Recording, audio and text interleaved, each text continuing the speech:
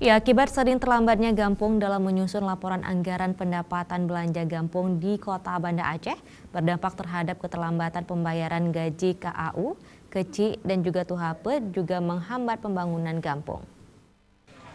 Di Aceh bidang syariat Islam.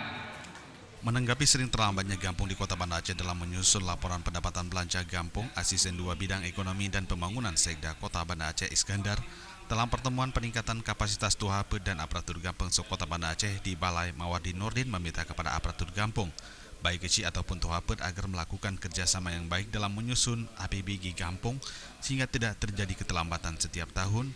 Akibat dari keterlambatan tersebut berdampak terhadap tertundanya pembayaran gaji aparatur Gampung sekaligus menghambat pembangunan karena anggaran yang dikucurkan pemerintah sangat besar terhadap Gampung.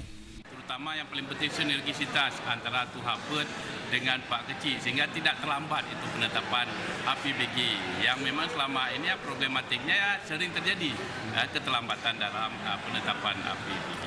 Ya, yang paling kita tekankan adalah bagaimana dalam membahas APBG ini bersama-sama dengan Tuhape Gampung, karena peran Tuhape Gampung juga ada, peran Pak Keci juga ada ya, karena bagaimanapun Tuhape Gampung ini juga merupakan pencerminan daripada masyarakat kampung.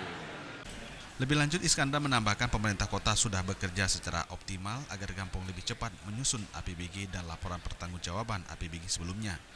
Koordinasi dilakukan agar keterlambatan dapat diselesaikan, terutama saat penyusunan anggaran antara Tuhape dan Keci. Tim Liputan Aceh TV.